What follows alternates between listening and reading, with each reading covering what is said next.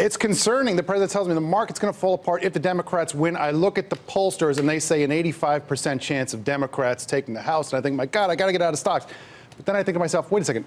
If markets are forward-looking, why hasn't this market already crashed if we're pretty certain the Democrats are going to take the House?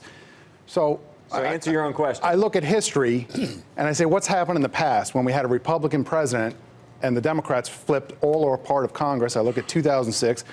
I look at 1986. And the answer is a whole lot of nothing. Positive, decent returns over the next year, not much motion on election day. I hate to tell people, I don't think there's I think we imagine a bigger connection than there is. One thing that the right and the left can both agree on is that they hate me when I tell them that the stock market does not care about your politics. Is there any chance that the market actually goes up just because there's a sense of uncertainty and nobody knows what is going to happen one way or the other? On election day, you could see that. I'm more concerned about this self-fulfilling prophecy.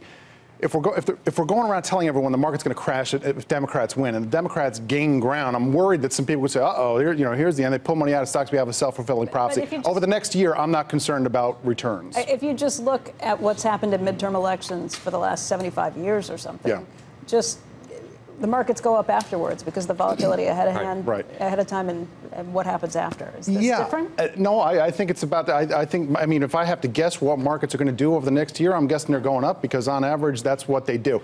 When I talk to my Republican friends, they tell me Donald Trump has, restored American confidence and unleashed entrepreneurialism and bald men are regrowing hair. And I talk to my Democratic friends and they say, no, that's a recovery that was started under Obama and it's continuing and Trump's taking all the credit.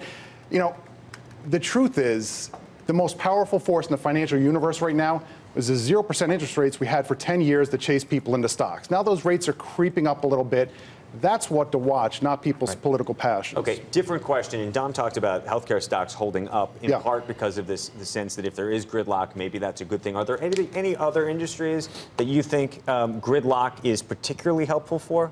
We're almost surely going to have more gridlock. When I think about the kinds of things that you could get done, what is their agreement on? I think there could be an infrastructure bill. Everybody seems to believe that we need to invest in infrastructure. And there could be some kind of control on drug prices. So when you say health care, I don't know. Positive for transportation stocks may be negative for drug stocks going forward, no matter who wins, because everyone seems agreed that drug prices are getting out of control. That's what I think is the most likeliest thing that's going to happen under this next Congress, but mostly it'll be more gridlock. You won't get tax cuts 2.0.